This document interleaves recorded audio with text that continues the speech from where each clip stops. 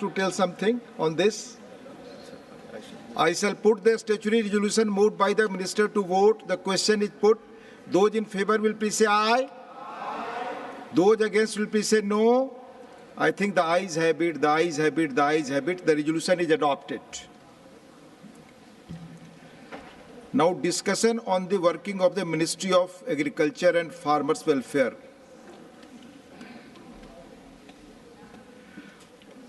Honorable members, all the members who had given their names to participate in the discussion on the working of the Ministry of Agriculture and Farmers Welfare have already participated.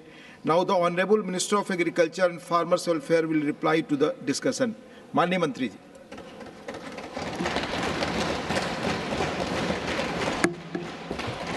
धन्यवाद माननीय उपसभापति महोदय। सबसे पहले तो मैं अपने देश के प्रधानमंत्री श्रीमान नरेंद्र मोदी जी का हृदय से आभार प्रकट करना चाहता हूं। किसानों की सेवा और कृषि की सेवा का दायित्व उनके नेतृत्व में मुझे सौंपा गया है और मैं इस दायित्व को पूरे परिश्रम, ईमानदारी, जिद, जुनून और जज्बे के साथ निभाने का प्रयत्न करूंगा। माननीय उपसभापति जी, मैं माननीय सभी सदस्यों का आभारी हूं।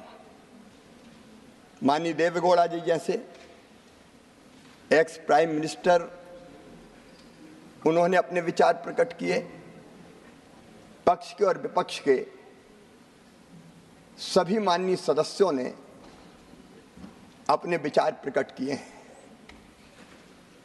चर्चा सार गर्भित थी। मैं माननीय सदस्यों को विश्वास दिलाना चाहता हूं कि चर्चा में जो सकारात्मक सुझाव आपने दिए हैं उन पर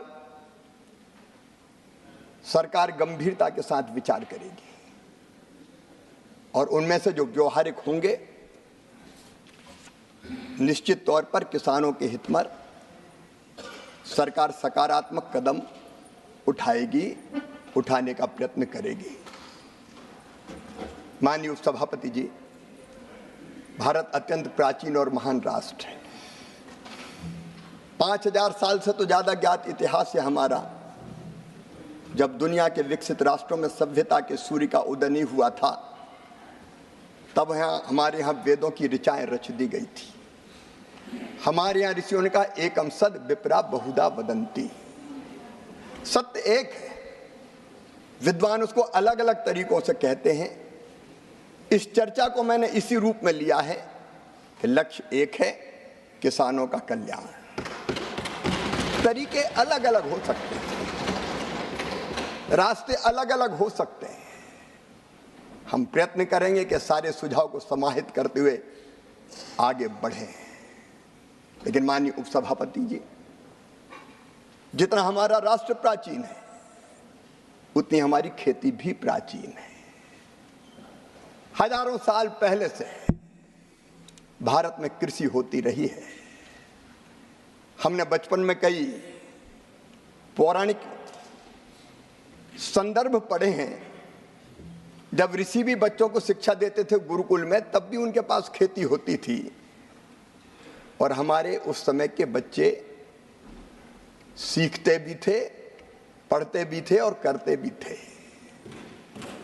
इस कृषि को इसी भाव से लेकर हम कैसे किसानों के लिए बेहतर काम कर सकते हैं, उसका हम प्रयत्न करेंगे। माननीय उपसभापति जी, मैं तो सीधे सीधे अपनी बात कहना चाहता था, लेकिन जब चर्चा का प्रारंभ हमारे विद्वान मित्र सुरजेवाला जी ने किया तो उन्होंने थोड़ा छेड़ दिया। माननीय उपसभापति जी, हम किसी को छेड़ते नहीं है, लेकिन अगर कोई छेड़ दे तो फिर छोड़ते भी नहीं। और इसलिए मैं वहीं से आरंभ करना चाहता हूं। बेहतर होता वो आज यहां उपस्थित होते। माननीय उपसभापति जी, उनको याद भी आए तो शकुनी याद आए। शकुनी, चौपड़, चक्रव्यूह, और इन सारे शब्दों का संबंध है अधर्म से। जाकी रही भावना जैसी, प्रभु मूरत देखी सुनते ऐसी। शकुनी मतलब छल, धोखे और कपट के प्रतीक थे। चौपड़ में तो धोखे से ही हराया गया था। और चक्रव्यूह मतलब फेर वार नहीं, घेर के मारना। अब कांग्रेस को क्यों चक्रव्यूह, शकुनी, चौपड़ ये याद आते हैं? माननीय उपसभापति जी, जब महाभारत काल में हम जाते हैं तो हमें तो भगवान श्री कृष्ण याद आते हैं। यदा यदा ही धर्मस्य ग्लानिर्भवति भारत अभ्युत्थानम धर्मस्य तदात्मानं सृजाम्यहम् परित्राणाय साधूनां विनाशाय च दुष्कृताम धर्म संस्थापनार्थाय संभवामि युगे युगे। हमको तो कन्हैया याद आते हैं। जब जब धर्म की हानि होगी, अधर्म बढ़ेगा, पाप बढ़ेगा, अत्याचार अनाचार बढ़ेगा, तब तब धर्म की रक्षा और अधर्म के नाश के लिए मैं बार बार आऊंगा, ये भगवान श्री कृष्ण ने कहा था। लेकिन अनीति और अधर्म किसने किया? ठगी किसने की? माननीय उपसभापति जी, कांग्रेस के डीएनए में ही किसान विरोध है, मैं ये कहना चाहता हूं। ये आज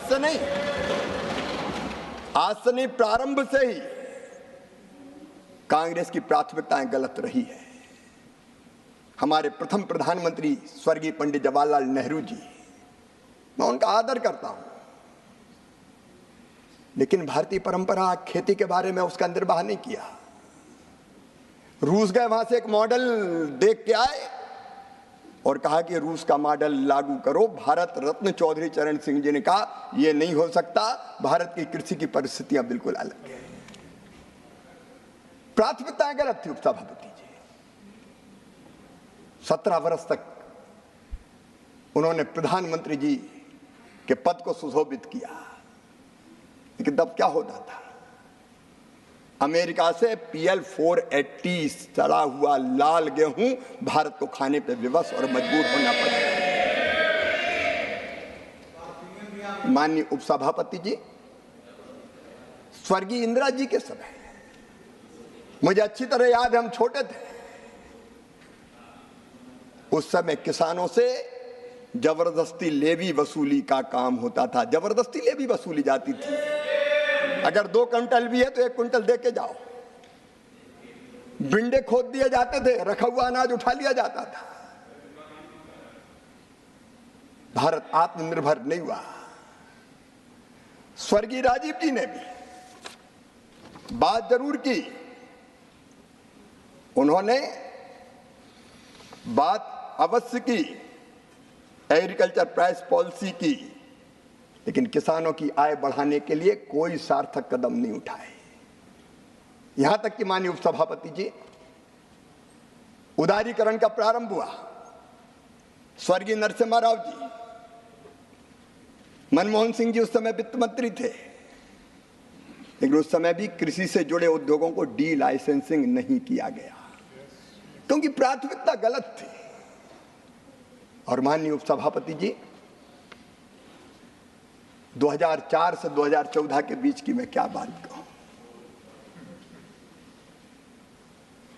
उस समय ये भारत जो प्राचीन और महान राष्ट्र है, जिसने दुनिया को ज्ञान का प्रकाश दिया था, उस समय घोटालों के देश के रूप में दुनिया में जाने लगे। 2G, 3G, 4G। माननीय उपसभापति महोदय, प्लीज। और तब भारत की राजनीति में, आप धैर्य से सुनिए, तब भारत के राजनीतिक चित्र पर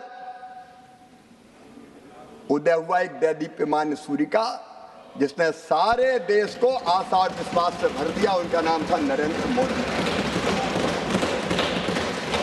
कांग्रेस की प्राथमिकताएं गलत थी। मोदी जी के नेतृत्व में प्राथमिकताएं बदलने का काम हुआ और खेती के लिए माननीय अध्यक्ष जी हमारी 6 प्राथमिकताएं मैं आपके सामने निवेदन करना चाहता हूं। 6 प्राथमिकताएं। नंबर 1, उत्पादन बढ़ाना। नंबर 2, उत्पादन की लागत घटाना। नंबर 3, उत्पादन के ठीक दाम देना। और नंबर 4, प्राकृतिक आपदा में ठीक राहत की राशि देना। नंबर 5, कृषि का विविधीकरण, खेती में वैल्यू एडिशन। और माननीय अध्यक्ष उपसभापति जी, आने वाली पीढ़ियों के लिए भी धरती सुरक्षित रहे, इसलिए प्राकृतिक खेती को बढ़ावा देने का प्रयास। सुविचारित ढंग से यह भारतीय जनता पार्टी की सरकार, एनडीए की सरकार खेती का रोड मैप बना के काम कर रही है। कल कह रहे थे हमारे मित्र, बजट का जिक्र कर रहे थे, बजट कम कर दिया गया। मैं माननीय उपसभापति महोदय ये बताना चाहता हूं,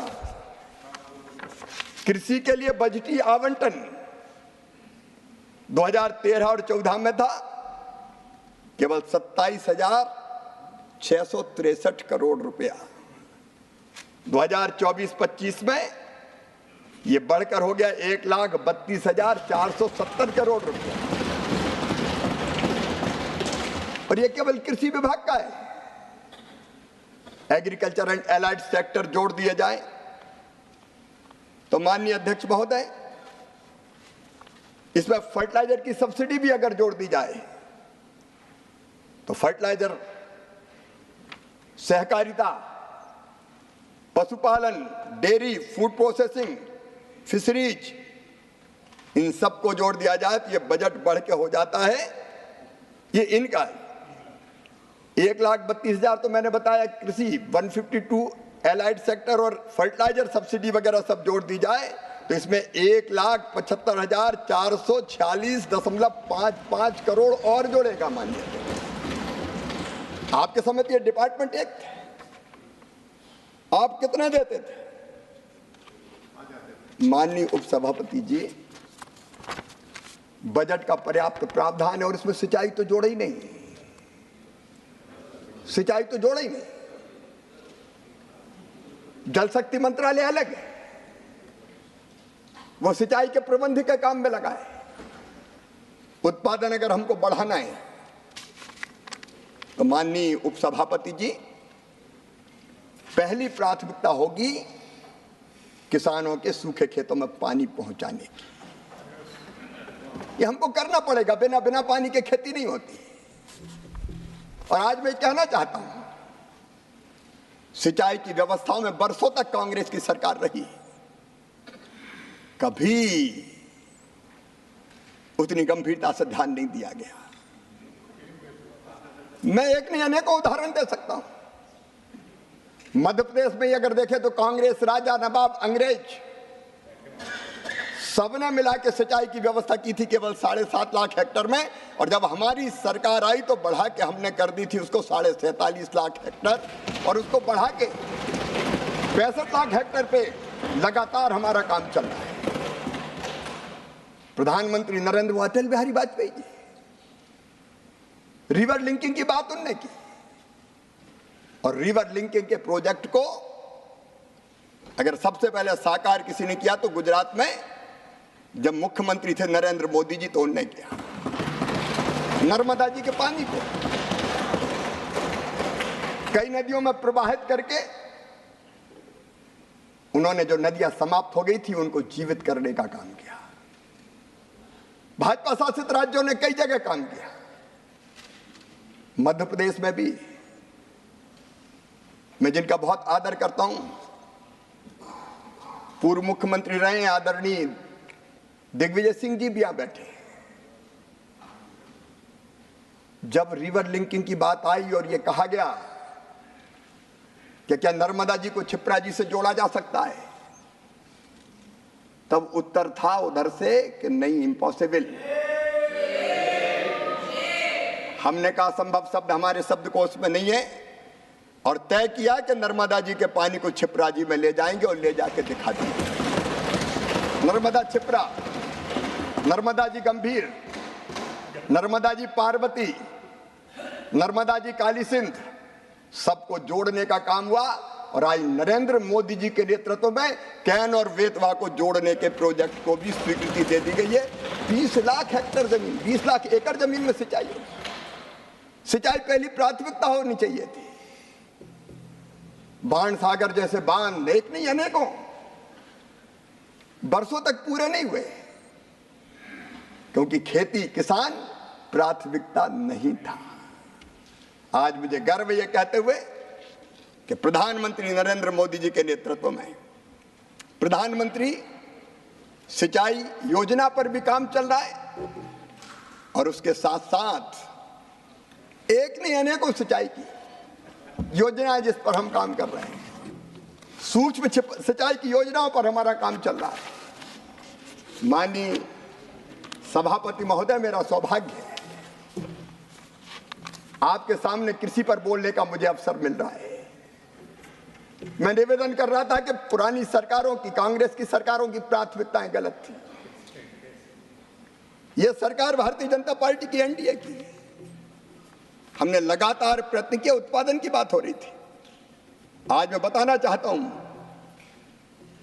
इन अच्छे प्रयत्नों के कारण सिंचाई की हमने उत्तम बीजों का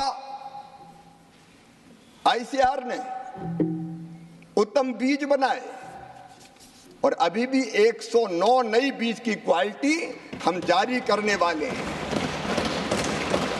क्योंकि उपज अगर बढ़ाना है तो अच्छे बीज चाहिए, जलवायु अनुकूल जीव चाहिए, बेहतर सिंचाई चाहिए, अच्छा आदान चाहिए, और 10 साल से मोदी जी के नेतृत्व में ये हो रहा है।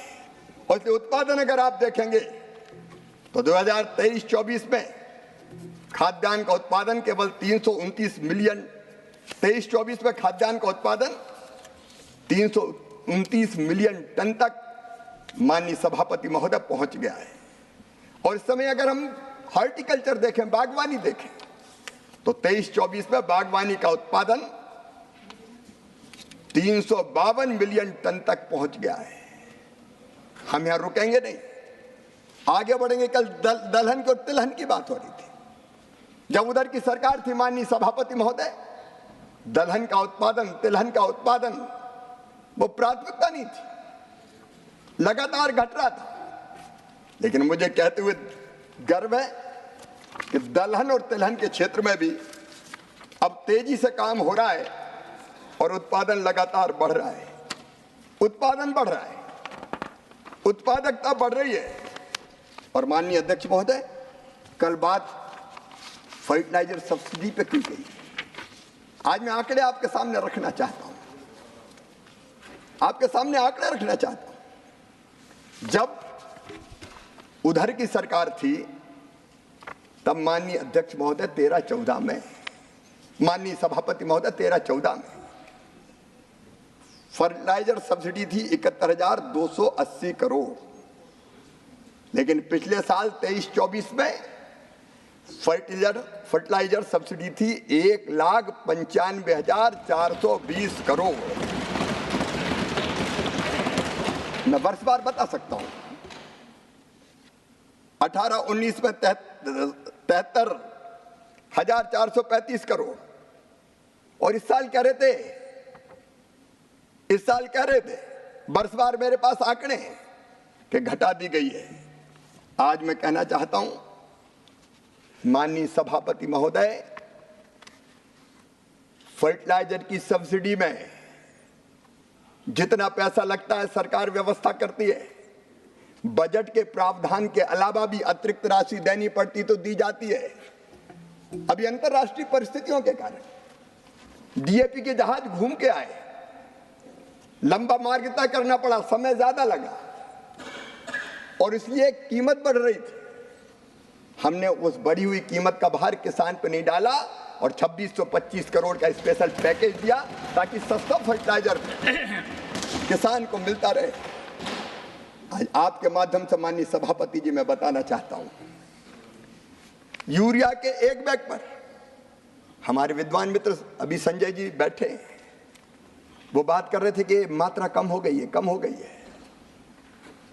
माननीय सभापति जी, यूरिया के एक बैग पर 45 किलोग्राम का, 50 से 45 हुआ है, लेकिन लागत भी कम कर दी। अब 45 किलोग्राम पर सरकार सब्सिडी देती है 2100 रुपया, ये मोदी जी की सरकार देती है। किसानों के लिए केवल 266 रुपया में मिलता है। 2366 रुपए का यूरिया किसान को 266 रुपया में देती है ये मोदी जी की सरकार, भारतीय जनता पार्टी की सरकार। माननीय सभापति जी, डीएपी का एक बैग 50 किलोग्राम का सरकार सब्सिडी देती है 1083 रुपया, कुल कीमत पड़ती है 2433 रुपया, लेकिन किसान को मिलता है 1350 में। हमने इस कीमत को कभी बढ़ने नहीं दिया। सस्ता खाद मिले, किसान फायदे की खेती कर पाए, इसके लिए एक नहीं अनेकों कदम उठाए गए। और माननीय अध्यक्ष, माननीय सभापति महोदय, मैं आपके माध्यम से आश्वस्त करना चाहता हूं, देश के करोड़ों किसान भाइयों और बहनों को यह सस्ता खाद मोदी जी की भारतीय जनता पार्टी की सरकार देती रहेगी। मैं पानी की बात कर रहा था, पर ड्रॉप मोर क्रॉप, प्रधानमंत्री जी ने मंत्र दिया। पानी की कमी पर कई माननीय सदस्यों ने चिंता जाहिर की थी।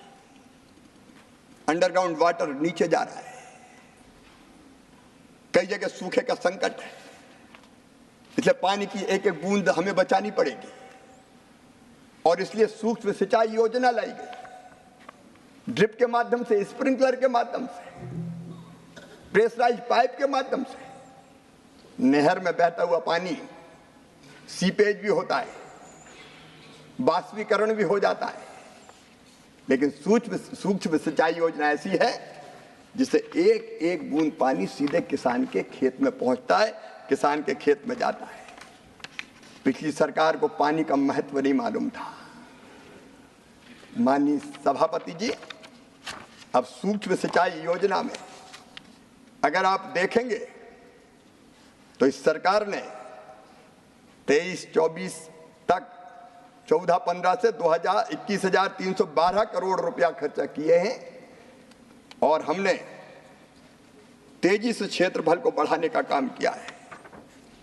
माननीय सभापति जी, कल कृषि के मशीनीकरण की बात हुई। चाय बयान करते, चना 3100 आप खरीदते थे, हम खरीदते 5,440।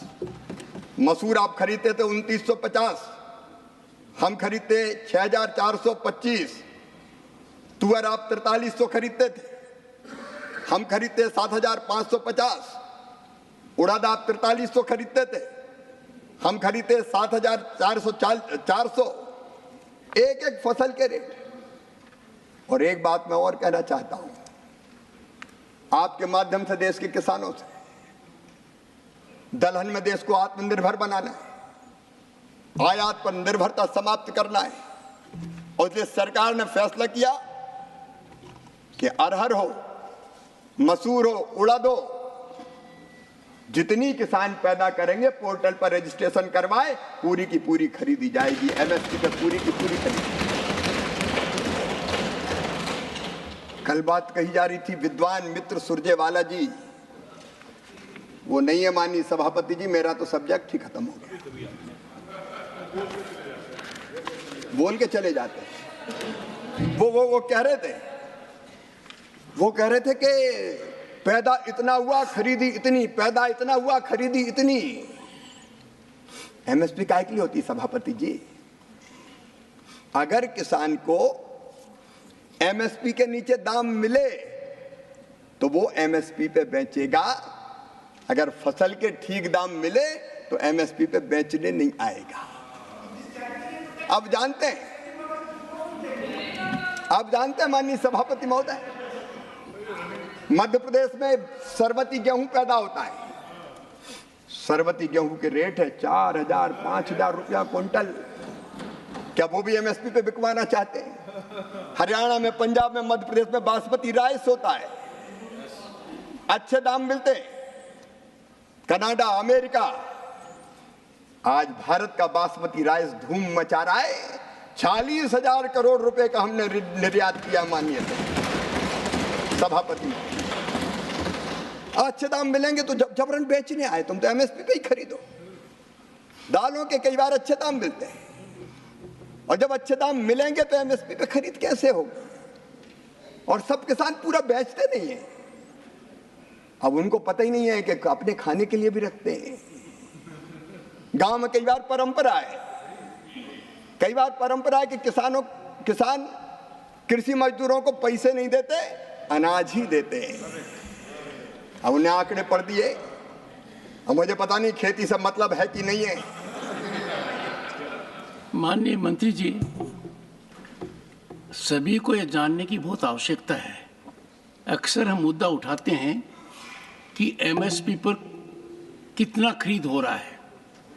एमएसपी पर कम खरीद का मतलब किसान की स्थिति ठीक है और उसको कीमत कहीं और मिल रही है।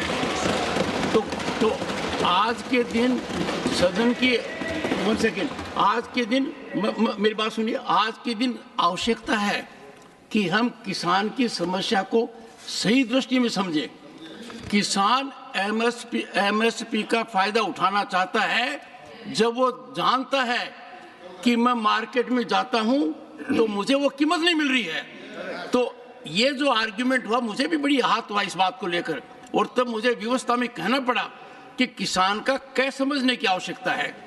एमएसपी का मतलब किसान के पास मार्केट में कीमत उपलब्ध नहीं है, इसलिए व्यवस्था में किसान को एमएसपी पर बेचना पड़ेगा।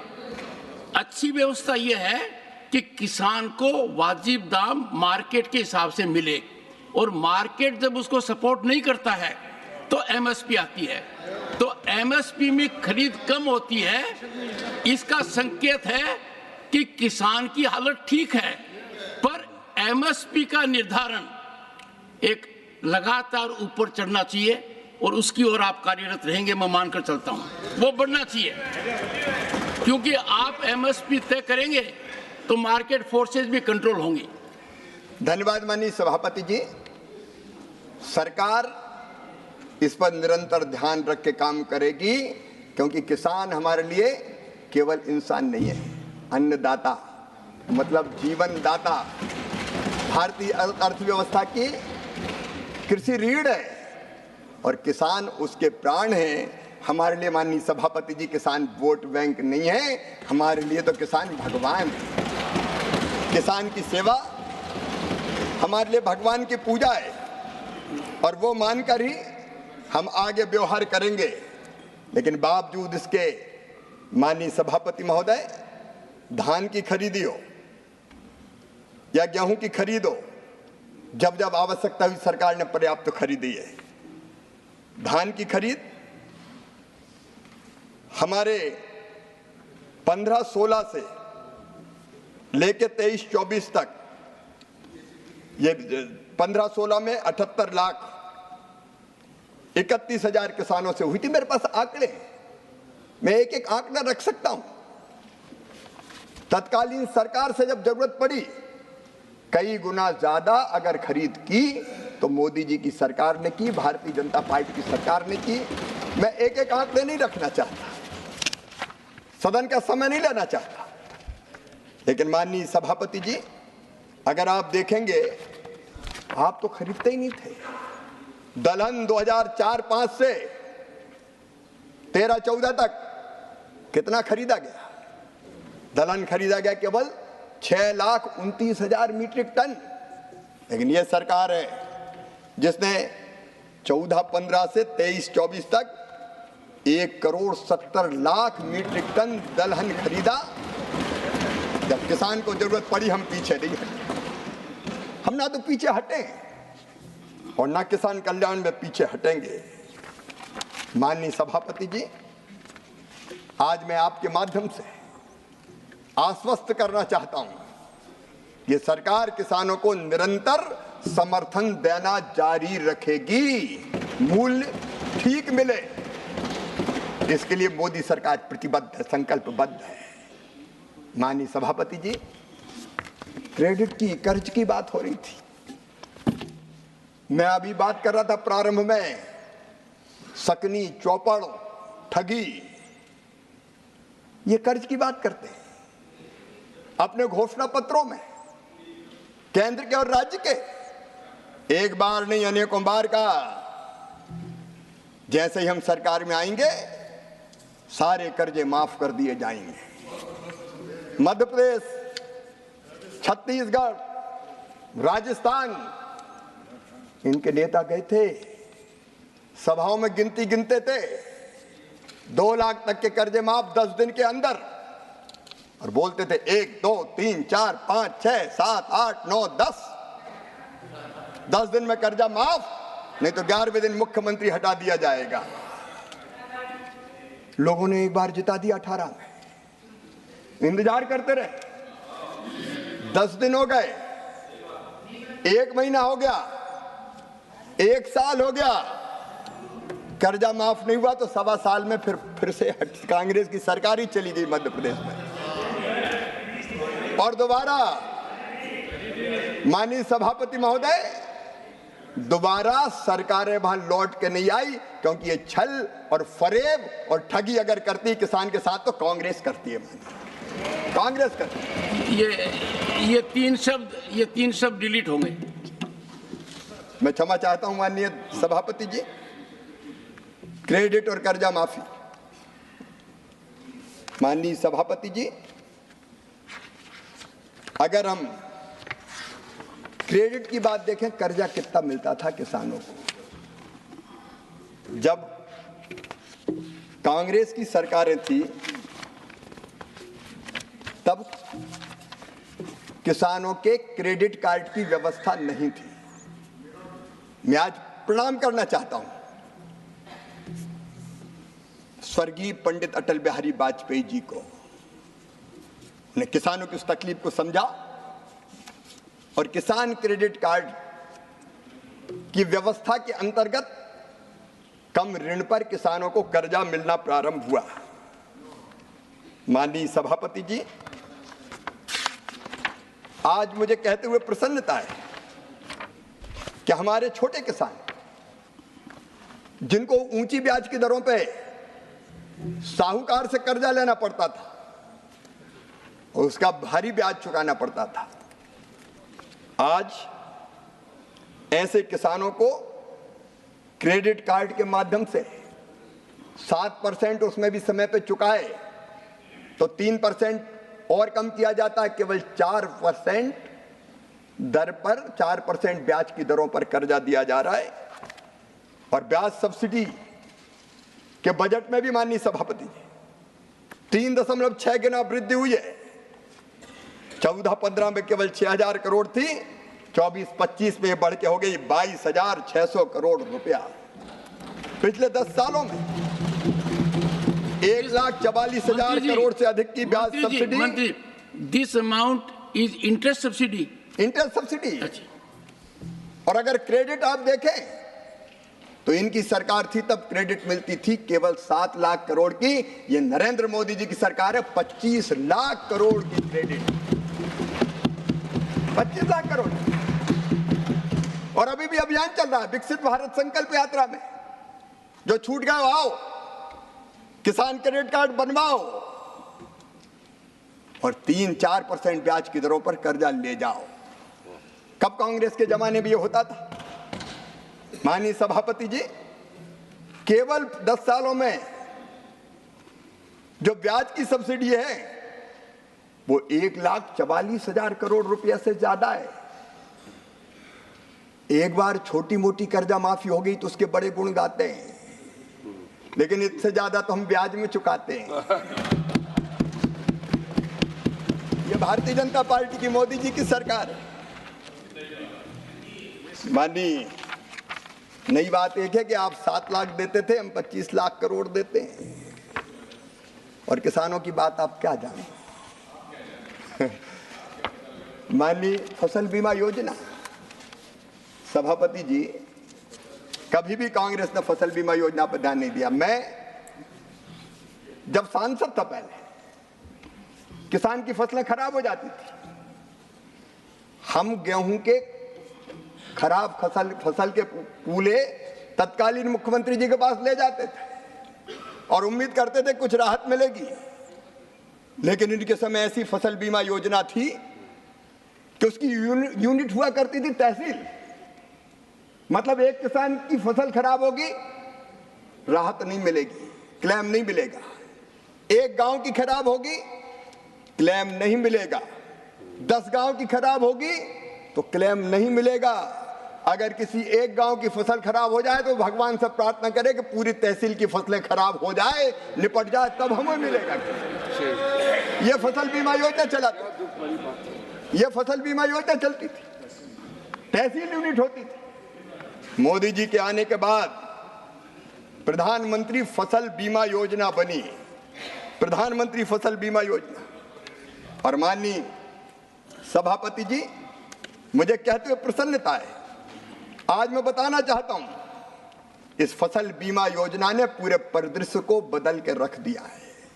माननीय सभापति जी, आप तुलना करके देख लीजिए, इनके समय नैस नाम की कांग्रेस की जब सरकार थी, फसल बीमा योजना चलती थी, उसमें ऋण के आवेदन थे केवल 3,51,00,000 और 23-24 में आए 8,69,00,000। जो नॉन लोनी अऋणी किसान आते ही नहीं थे, क्योंकि ये करते थे केवल किस बैंकों के कर्ज का बीमा। अगर धोखे से क्लेम मिल गया तो वो भी बैंक वाले अपना कर्जा काट लेंगे। किसान के पास क्या आता था? किसान को कुछ नहीं मिलता था, बैंक के लोन का बीमा होता था, किसान देखता रह जाता था। अब अलोनी किसान, नॉन लोनी किसान, इनके समय के बीमा करवाते थे, आवेदन आते थे केवल 20 लाख और अब आए हैं 5,48,00,000, 27 गुना से ज्यादा। बीमित क्षेत्र, माननीय सभापति जी, अब 5,98,00,000 हेक्टेयर हो गया है और कुल बीमित राशि इनके समय 82,000 करोड़ हुआ करती थी, अब बढ़ के 2,71,295,000 हो गई है। आप फसल बीमा की आलोचना करते हैं। किसानों के प्रीमियम, इनके समय किसान प्रीमियम देता था 16,442 करोड़, दावों में 63,617 करोड़ मिले और अब 32,440 करोड़ प्रीमियम और 1,64,000 करोड़ रुपया क्लेम किसान को मिला है। ये अपने आप में दर्शाता है कि किसान को अगर नुकसान होता है तो क्लेम दिया जाता है। ये दुनिया की सबसे बड़ी फसल बीमा योजना है जो प्रधानमंत्री नरेंद्र मोदी जी के नेतृत्व में चल रही है। और माननीय सभापति जी, आज कल कई देश इस योजना का अध्ययन करने आ रहे हैं, जिनको अपने यहाँ फसल बीमा योजना लागू करनी है। माननीय अध्यक्ष महोदय, मैं आपसे निवेदन करना चाहता हूं, जब कांग्रेस की सरकार थी एक समस्या और थी, किसानों ने तो देश के अन्न के भंडार भर दिए, उत्पादन बढ़ा हुआ उत्पादन फसल के उपरांत वो बेचने में अगर समय चाहिए तो रखें कहां? रखने की जगह नहीं थी। मुझे याद है माननीय सभापति जी, एक बार जब शरद जी कृषि मंत्री थे, मैं मध्य प्रदेश का मुख्यमंत्री था, मैं उनके पास आया कि हमें पीडीएस के लिए कुछ अतिरिक्त आवंटन दे दें। उनका दे कहां से दें, तुम प्रोक्योरमेंट कितना करते हो? तब मध्य प्रदेश से ज्यादा प्रोक्योरमेंट नहीं होता था, लेकिन हमने संकल्प लिया और मुझे कहते हुए गर्व है कि कृषि के उत्पादन को मध्य प्रदेश में 2004-05 में जब कांग्रेस की सरकार थी, वो लगभग 1,19,00,000 मीट्रिक टन था, बढ़ के उस समय की बात बता रहा हूं मैं, 6,19,00,000 मीट्रिक टन हो गया। अब हमारे सामने समस्या आई कि रखें कहां? खेत में गेहूं, खलिहान में गेहूं रखने की जगह नहीं, क्योंकि वेयर हाउस तो कांग्रेस के जमाने में कभी बने नहीं, रखे कहां? और जब रखने की व्यवस्था नहीं थी तो औने पौने दाम पे बेचना पड़ता था। ना कोल्ड स्टोरेज थे, ना वेयर हाउस थे, ना राइपनिंग चैम्बर थे, ना ग्रेडिंग सॉर्टिंग की व्यवस्था थी, और उसके कारण औने पौने दाम पे कई बार किसान को अपने उत्पाद को बेचना पड़ता था और लॉसेस भी बहुत होते थे। मैं धन्यवाद देना चाहूंगा प्रधानमंत्री श्रीमान नरेंद्र मोदी जी को, एग्रीकल्चर इंफ्रास्ट्रक्चर फंड की योजना बनी और योजनाबद्ध तरीके से तय किया कि किसान का उत्पाद रखने के लिए बेहतर इंफ्रास्ट्रक्चर बनाएंगे। और मुझे कहते हुए प्रसन्नता है माननीय सभापति जी कि बढ़ते हुए भंडारण को बढ़ते हुए उत्पादन को देखते हुए इस एग्रीकल्चर इंफ्रा फंड, कल कह रहे थे सुरजेवाला जी, इतना प्रावधान था, इतना ही हुआ। अब वो पता नहीं कौन से साल के आंकड़े पढ़ लेते हैं। मुझे कहते हुए प्रसन्नता है 2020 में प्रधानमंत्री जी ने 1 लाख करोड़ रुपए के एग्री इंफ्रा फंड की घोषणा की थी और 26 जुलाई 2024 तक मैं जानकारी अपडेट करना चाहता हूं, 72,222 कृषि इंफ्रास्ट्रक्चर परियोजनाओं के लिए 46,080 करोड़ रुपया स्वीकृत हो गए। और इसमें निजी निवेश मिला के, क्योंकि जिसने बनाया उसने खुद का भी लगाया, 76,305 करोड़ रुपए का इन्वेस्टमेंट हो चुका है।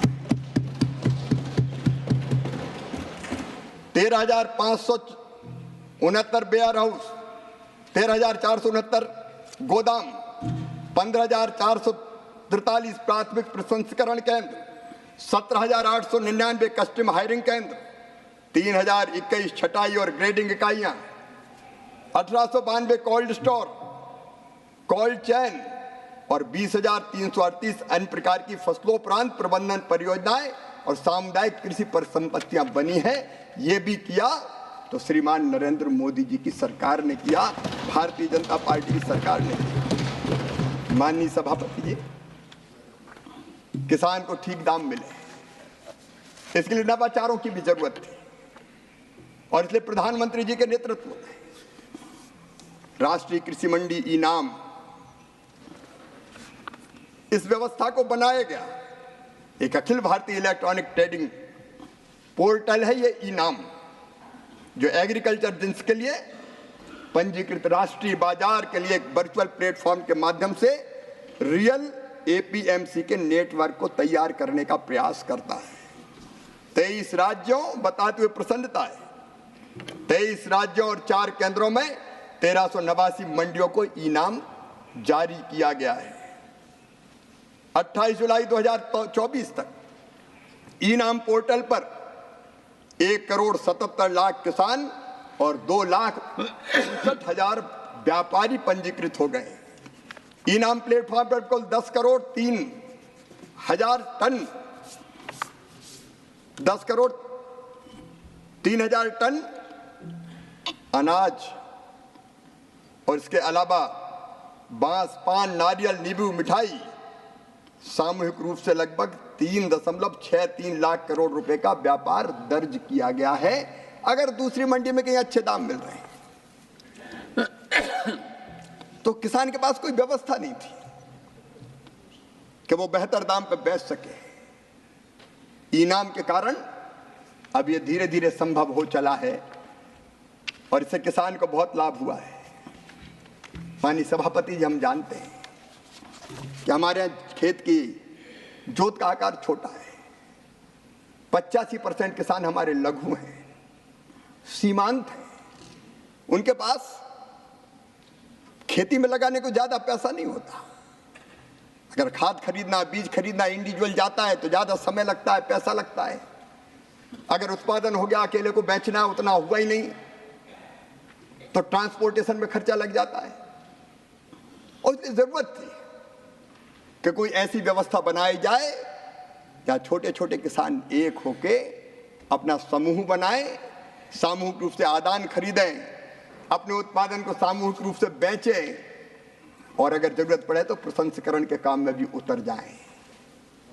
पहले व्यवस्था नहीं थी, लेकिन एफपीओज की व्यवस्था को भी खड़ा किया तो प्रधानमंत्री नरेंद्र मोदी जी के नेतृत्व में ये एनडीए और भारतीय जनता पार्टी की सरकार ने आज 8,875 एफपीओज पूरे देश में काम कर रहे हैं। कहा आपने भी था कि हम ऐसे आयात और निर्यात की नीति बनाएंगे, उत्पादक समूह कंपनियों की आय वृद्धि में सहायता करेगी। लेकिन इनको तो किसान चुनाव के समय याद आता है, बाकी भूल जाते हैं। वोट बैंक नहीं माननीय सभापति जी, इंसान है। कांग्रेस की प्राथमिकता कभी किसान नहीं रहे, हमने इंसान मान के काम किया है। और इसलिए माननीय सभापति महोदय, इन एफपीओज के माध्यम से माननीय मंत्री जी, we have today about 4.5 minutes. Would you like to conclude today or? माननीय सभापति जी, मेरी विनम्रता पूर्वक प्रार्थना है कि देश के किसान और कृषि की जिम्मेदारी मुझे मिली है, तो कुछ बुनियादी चीजें मैं सदन के माध्यम से रखना चाहता हूं। तो मुझे आप अनुमति देंगे? अगले दिन भी आप बोलने का कहेंगे तो मैं रख नहीं, ये निर्णय आप कीजिए जी। जब तक खत्म नहीं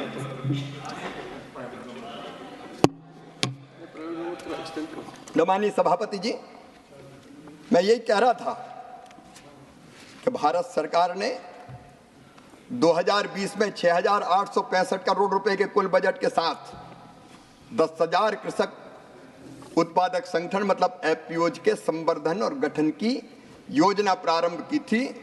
और मुझे खुशी है कि 8,875 बन गए, जिनने 4,165 एफपीओ को 210 करोड़ रुपए की मैचिंग इक्विटी भी जारी की गई है।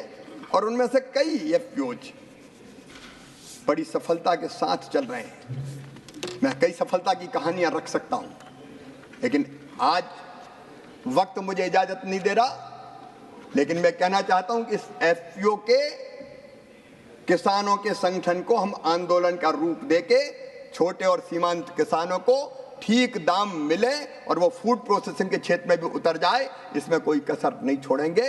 ये गरीब किसानों की जिंदगी बदलने का काम करें। कभी ये नवाचार नहीं हुए, इसके पहले कभी नवाचार नहीं हुए। माननीय सभापति जी, मैंने कहा था उत्पादन की लागत घटाना है। एक नहीं अनेकों प्रयास उसके लिए किए गए, एक नहीं अनेकों प्रयास मोदी जी के नेतृत्व में। आप केवल कहते रहे, मैं कांग्रेस के घोषणा पत्र उठा के बता सकता हूं। कई बार कहा हम कुछ प्रत्यक्ष सहायता 2004 में कहा, 2009 में कहा हम प्रत्यक्ष सहायता कुछ किसान को देने की योजना पर गंभीरता से विचार कर रहे हैं। आपने कभी डायरेक्ट एक पैसा नहीं दिया। मुझे आज कहते हुए खुशी है, छोटे छोटे किसान, लघु सीमांत, कई बार खाद के लिए पैसे की जरूरत पड़ती, कई बार बीज के लिए पैसे की जरूरत पड़ती, तो उनको जाना पड़ता है सूद पर पैसा देने वालों के पास। लेकिन इस तकलीफ को भी कभी कांग्रेस ने नहीं पहचाना, क्योंकि किसान कांग्रेस की प्राथमिकता नहीं रहे। पहचाना तो नरेंद्र मोदी जी ने पहचाना, मानिए नरेंद्र मोदी जी ने। और इसलिए प्रधानमंत्री किसान सम्मान निधि ये वास्तव में किसानों का सम्मान था, उनके भाव का सम्मान था। वो टिक सके कृषि और खेती के काम में, इसलिए इस योजना को बनाया गया। 2004 में आपने कहा नहीं किया, 2009 में आपने कहा नहीं किया, लेकिन आज मुझे कहते हुए खुशी है कि मोदी जी ने 3 किस्तों में 6,000 रुपया हर साल, और ऐसे नहीं डीबीटी के माध्यम से, बीच में कोई बिचौलिया नहीं। एक प्रधानमंत्री जी इस देश में हुए थे जो कहते थे 1 रुपया देते हैं 15 पैसा पहुंचता है, लेकिन मोदी जी ने कह दिया ना खाऊंगा ना खाने दूंगा। इसलिए एक डालते हैं तो सीधा 1 रुपया ही पहुंचता है। Thank you honourable minister, thank you, thank you, thank you. माननीय सभापति महोदय, 3 किस्तों में जब 2-2 हजार रुपया गरीब किसान के पास पहुंचता है तो वो अपनी तात्कालिक आवश्यकताओं की पूर्ति करता है और ये पैसा उसके लिए वरदान बन जाता है।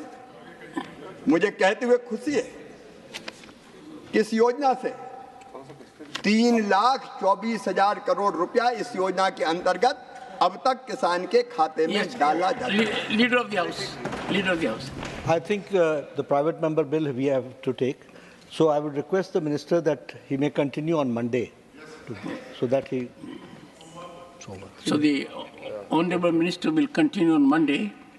अगर आप ये वीडियो YouTube पर देख रहे हैं तो हमारे चैनल को सब्सक्राइब करें और बेल आइकन को दबाना ना भूलें। अगर आप Facebook पर ये वीडियो देख रहे हैं तो हमारे पेज को लाइक करें।